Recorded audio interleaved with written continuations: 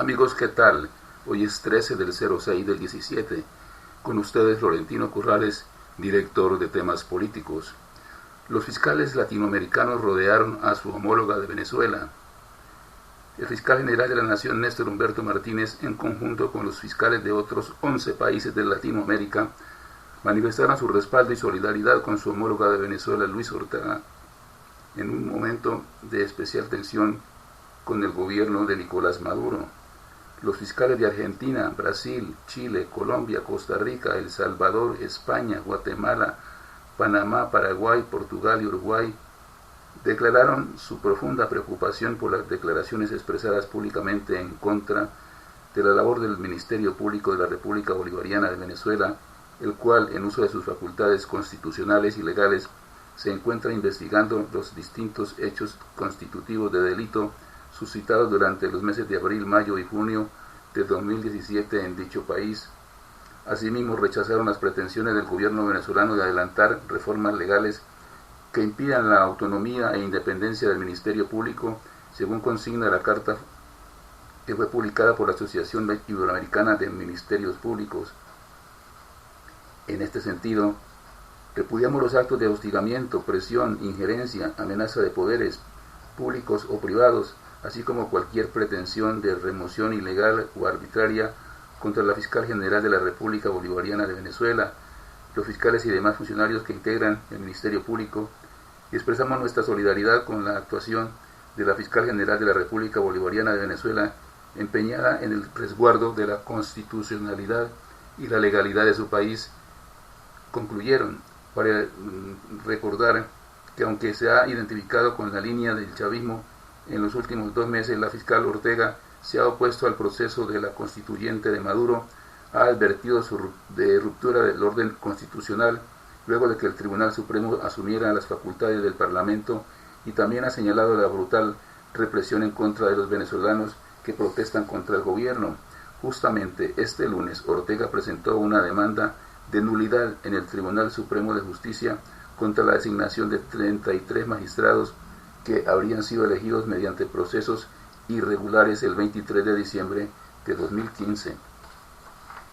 En temas políticos, presentamos el informe del director. La lealtad debe ser probada. Cuando los gobiernos están por terminar, no conocer quién gana o ganará las próximas elecciones para presentarse con el traje adecuado, el del momento. Hay un congresista, por ejemplo, amigo inquebrantable, leal y sincero del gobernante de turno. Así se presenta, logrado el objetivo de formar parte del nuevo gobierno, se deshace en críticas abiertas y profundas del que se fue, mostrándose con un ropaje camaleonero para impresionar y cobrar por ventanilla. Ese congresista siempre figura en los primeros planos de las noticias del día por su elocuencia, conocimiento del tema y la verborrea del momento. Se ubica con lealtad y sinceridad a toda prueba, tarea de presentación que repite siempre, cambiando, repito, el ropaje de presentación con la habilidad de prestidigitador de alto vuelo. Este tipo de personajes de la política le hacen mucho daño al país, al gobierno y a su colectividad, porque con la lambonería de siempre se ofrece a interceder para solucionar los problemas del momento, sin siquiera temblarle la voz y mucho menos las manos para actuar. Para sintetizar, aparece como interlocutor, negociador, amigo de los que están en la otra orilla y por consiguiente decidido a ser el salvador moderno de las penas que afligen a la comunidad en general, es decir, que por fuera de él no hay salvación, y si se quiere es hasta candidato presidencial, en la seguridad de que si no es él, no hay otro capaz de conducir al país por el sendero indicado, donde viviremos en el Edén o el cielo mismo. Así las cosas. Al gobernante en ejercicio le toca morderse el codo, porque si actúa como debe ser, cae en desgracia con quien se presenta como la solución para todos los males que aquejan al país. Desafortunadamente muchos son los colombianos que se dejan influenciar fácilmente, siguiendo ideas perversas e impropias para la solución de los problemas del momento, enarboladas por el personaje de Marras. Quiera el Todopoderoso que algún día Colombia tenga un líder de verdad, sano, leal y sincero, que conduzca al pueblo a la solución de los problemas más sentidos, porque de seguir como vamos, lo que nos espera será peor si mañana las FARC deciden regresar al monte, porque la clase política dominante incumplió los acuerdos pactados pensando en el porvenir de la patria. En temas políticos, este fue el informe del director. Procuraduría destituyó e inhabilitó por 13 años al exgobernador de Casanare, Nelson Maya. En decisión de primera instancia, la Procuraduría General de la Nación sancionó con destitución e inhabilidad general por el término de 13 años al exgobernador de Casanare, Nelson Ricardo Mariño Velandia, por irregularidades en la contratación para el abastecimiento de aguas subterráneas para el acueducto de Yopal. En el mismo fallo, el Ministerio Público destituyó e inhabilitó por 10 años a Elber Rosel Martínez Boorques y Gustavo Adolfo Lara Sepúlveda, exgobernador encargado y ex jefe jurídico de la gobernación de Casanare. La Procuraduría les reprocha haber suscrito el contrato interadministrativo 1313 el 21 de junio de 2012 con la empresa de acueducto, alcantarillado y aseo de Yopal, cuyo objeto era la construcción de 4 pozos profundos para abastecer el acueducto del municipio, aun cuando esta empresa no tenía la capacidad, idoneidad y experiencia para ejecutar el negocio jurídico, y por lo tanto, según el organismo de control, no era viable esta forma de contratación directa y lo procedente era haber realizado una licitación pública para la escogencia del contratista. Para el Ministerio Público, al suscribir dicho contrato por un valor de 22.752 millones de pesos con una empresa sin la suficiente experiencia, los funcionarios violaron el principio de responsabilidad de la contratación estatal y con ello su compromiso con los habitantes de Yopal. Asimismo, según las pruebas recaudadas, la Procuraduría encontró que la empresa de acueducto, alcantarillado y aseo de Yopal se comportó como una empresa de tercerización para administrar recursos públicos, mientras otra sociedad ejecutó el objeto del convenio. Explicó la Procuraduría que, comillas, el legislador estableció una limitante legal para las partes del contrato interadministrativo, según la cual es la entidad ejecutora la que debe llevar a cabo por sí misma las obras, trabajos o servicios contratados en función de su objeto social, lo cual no obsta para que en algunos eventos pueda subcontratar algunas de las actividades, entendiéndose con ello que no se puede subcontratar todo el objeto pactado en los contratos interadministrativos. La Procuraduría Segunda Delegada para la Contratación Estatal calificó la conducta de los 3 investigados como gravísima a título de culpa gravísima. Con esta decisión procede el recurso de apelación ante la Sala Disciplinaria de la Procuraduría General de la Nación. Por vencimiento de términos, juez ordena libertad del alcalde de Yopal, John Torres. El juzgado 57 de control de garantías de Bogotá ordenó la libertad inmediata del alcalde de Yopal, John Torres, más conocido con el sobrenombre de John Calzones, al considerar que se presentó un vencimiento de términos en el proceso penal que se le adelanta por los delitos de lavado de activos y enriquecimiento ilícito. En la determinación adoptada este martes, el juzgado aceptó los argumentos presentados por la defensa del exmandatario municipal, quien manifestó que ya había pasado 120 días desde la erradicación del escrito de acusación en contra de su cliente y hasta la fecha no se ha iniciado el juicio. Torres, quien se encuentra privado de su libertad en la cárcel La Picota de Bogotá, fue sentenciado el pasado 27 de abril a 24 meses de prisión por el delito de urbanización ilegal por el Tribunal Superior del Distrito Judicial de Yopal.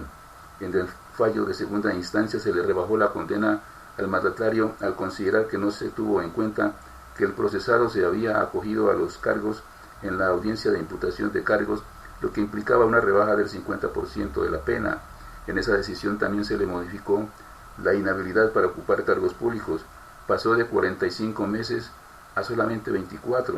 Por estos hechos podrá volver a ocupar el cargo de alcalde de Yopal, según la investigación de la Fiscalía General El mandatario había incrementado su patrimonio en 50.000 millones de pesos entre los años de 2012 y 2015 de manera injustificada.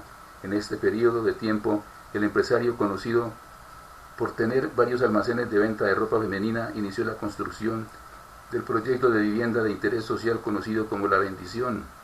Al estudiar los documentos, el ente investigador estableció que los predios donde se inició la construcción eran de propiedad del extraditado narcotraficante Germán Sánchez, conocido con el área de Coletas. El bien tenía medidas cautelares de la justicia, hecho por el cual no podía ser comercializado.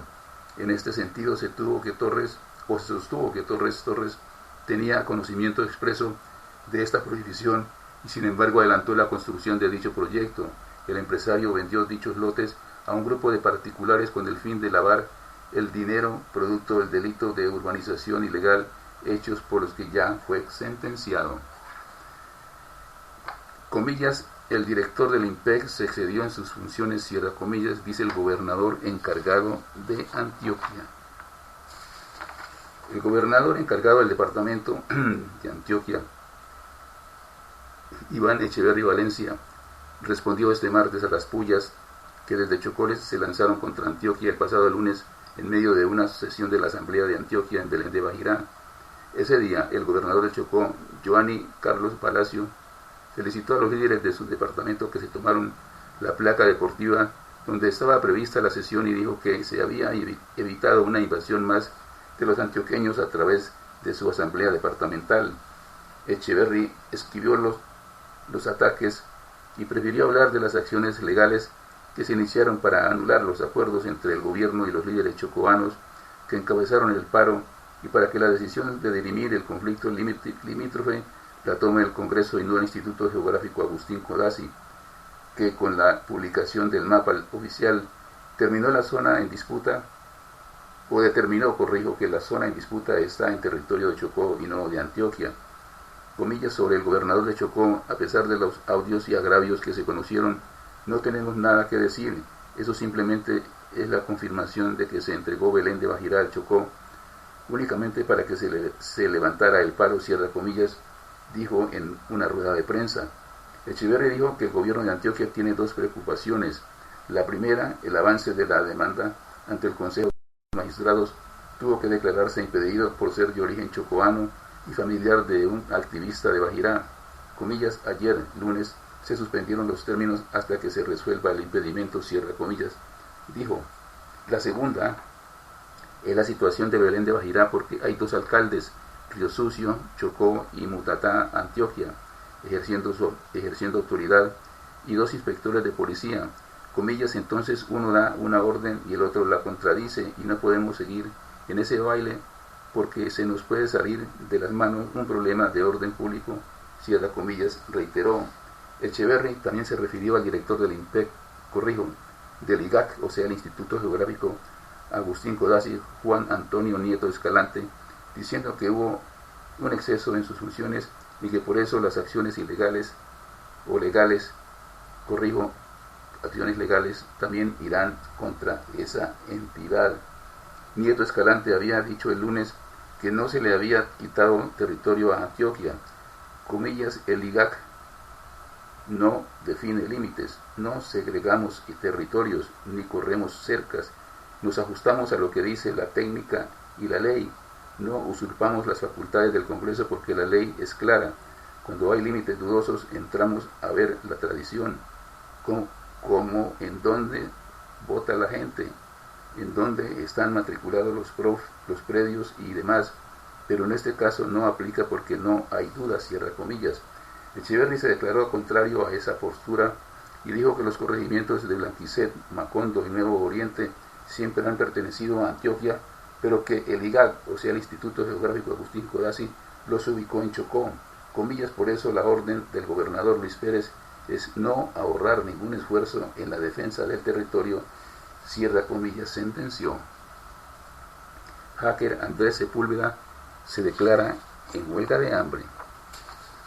El hacker Andrés Fernando Sepúlveda, junto con otros 3 internos de la cárcel de Picaleña en Ibagué, entre ellos el esmeraldero Pedro Orejas, se declaró en huelga de hambre ante las condiciones del centro penitenciario. Entre otras, los reclusos se quejan por la situación de higiene, infraestructura, servicios de salud y acceso al agua potable. También reclaman que el estado de los alimentos y la falta de atención por parte de las autoridades del centro carcelario. En una carta escrita a mano y fechada este lunes 12 de junio, dirigida al director de la cárcel de Picaleña, teniente coronel Jairo Páez, con el pueblo, la Procuraduría y el Comité Internacional de la Cruz Roja, los internos enumeran una a una las irregularidades que se estarían presentando en el patio 9B del bloque 5 del penal. Comillas, desde el día de hoy y hasta que nuestros requerimientos sean debidamente atendidos y solucionados, entramos en huelga de hambre, cierra comillas, aseguran los firmantes, entre los que se cuentan también internos que se identifican como José Eberto López, Pedro Nel Rincón y Diego Fernando Ríos. En primer lugar, reclaman por su sitio de reclusión, advirtiendo que se trata de un lugar de castigo o unidad de tratamiento especial que viola todas las normas de higiene y derechos humanos. Señalan que no existe una ventilación adecuada y se exponen a altas temperaturas. Y se quejan también porque aunque fue ganada una tutela debido a los malos olores, nunca fue solucionado nada y el problema persiste. No hay agua potable y en ocasiones permanecemos varios días sin el preciado líquido. Los reclusos indican que llevan más de un mes sin ser atendidos por un médico y odontólogo y manifiestan que el servicio de salud actual en la cárcel picaleña es precario. Comillas, algunos internos tienen problemas de salud y las autorizaciones médicas de especialistas externos no son tenidas en cuenta por los médicos del INPEC, sumado a irregularidades en la dieta alimentaria y en la comida que reciben. Dicen que no es de calidad y que a veces llega incompleta o mal preparada. Los reclusos sostienen que en repetidas ocasiones han solicitado al director del establecimiento que los atienda para expresarle personalmente sus requerimientos sin que hasta el momento hayan sido escuchados. Comillas, queremos ser escuchados y atendidos debidamente, por eso informamos previamente sobre esta huelga de hambre a la dirección del establecimiento, a nuestros abogados y a todos los medios de comunicación. Existen muchos más problemas vividos en este centro penitenciario y carcelario. Aquí solo exponemos algunos de los más relevantes. Precisan, conocidos los reclamos, la directora encargada de la cárcel de Picaleña, Ani Molina Navarro, emitió un documento clasificado como confidencial en el que da cumplimiento al procedimiento obligado por el INPEC cuando internos se declaran en huelga de hambre. Tal directriz señala que se deben adoptar acciones inmediatas y de conocimiento para que se revisen las diferentes situaciones que reclaman los reclusos. Comillas, en caso de que los internos levanten la huelga de hambre, deben de inmediato informar a esta dirección, cierra comillas, se lee en uno de los apartados del documento interno. Andrés Sepúlveda es hasta ahora el rostro más visible de las interceptaciones a las negociaciones o a los negociadores de paz de la Habana, Cuba. Tras pactar un preacuerdo con la Fiscalía, fue condenado a 10 años de cárcel por los delitos de concierto para delinquir, acceso abusivo a sistemas informáticos, violación de datos personales agravado, uso de software malicioso y espionaje. Desde hace varias semanas está en la cárcel La Picaleña de Ibagué, a donde llegó luego de un intempestivo traslado desde una antigua sede del DAS. El director de la cárcel, coronel Jairo Páez, manifestó que desde el momento en que se inició la huelga, que es un mecanismo de presión de los internos para ser atendidos por la parte administrativa, se activaron los procedimientos de la atención en salud y se informó a las entidades correspondientes para atender a las personas que participan. El funcionario hizo referencia a las peticiones. En cuanto al agua, señala que Ibagué tiene problemas desde hace muchos años y Picaleña no es ajena a esto. Sobre el tema de la alimentación, dice que ha sido tutelado en varias ocasiones, pero que siempre se ha negado, se ha ganado, porque se ha demostrado a los internos que se cumple con los parámetros y principios que establece la Dirección General a través de un equipo de nutricionistas. Actualmente, los presos reciben una dieta de 2.800 calorías que cumple con los principios organoeléctricos. Se les rotan 18 menús durante el mes, asegura. Páez dice que a los presos del pabellón de alta seguridad, por ser de nivel 1, se les garantiza la seguridad, se les filma desde la preparación hasta la entrega, teniendo en cuenta que por su condición alguien puede atentar contra sus vidas. Comillas, yo me preocupo porque todos los internos sean alimentados y de participar en unas mesas que hacen seguimiento a este tema y que se esté cumpliendo, cierra comillas.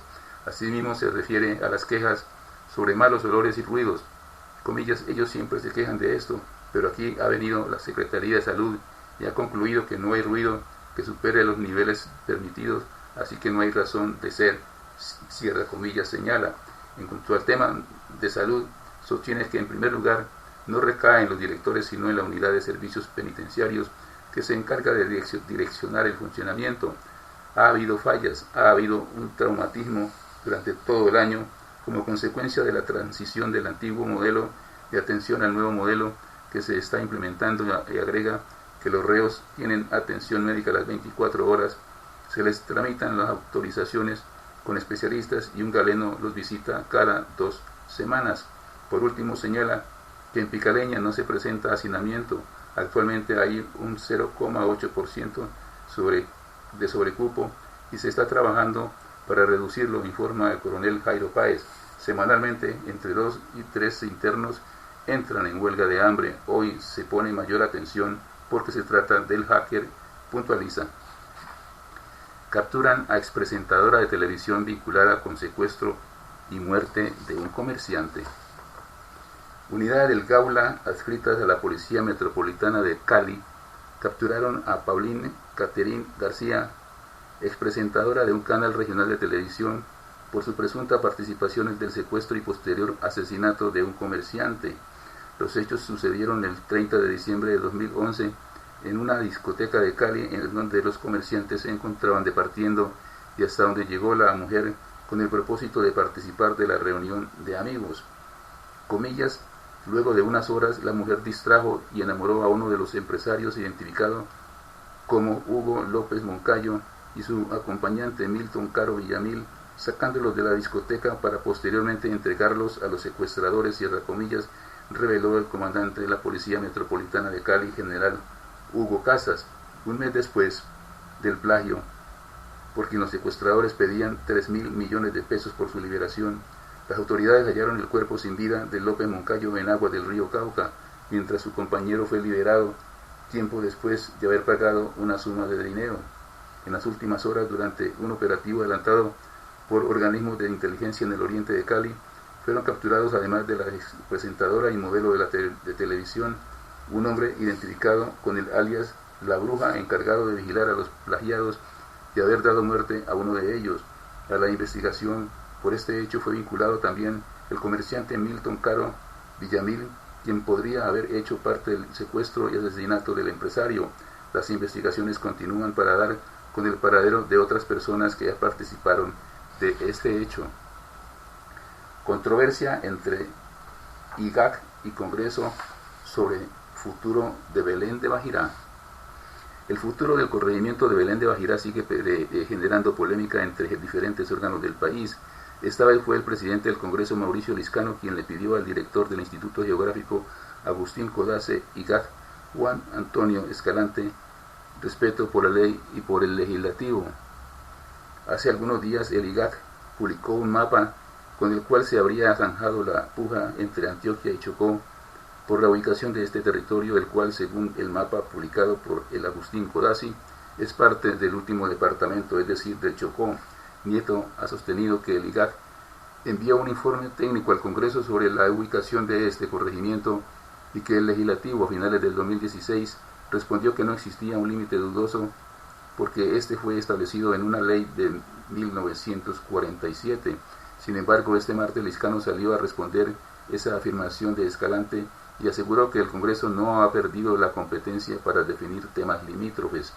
Comillas, lo que me han informado a mí las comisiones de ordenamiento territorial del Congreso es que le devolvieron al IGAC el informe técnico que presentó por estar mal hecho y que debía enviar uno nuevo para que el legislativo, con base en el mismo, tomara una decisión siendo el órgano competente, cierra comillas, afirmó Liscano.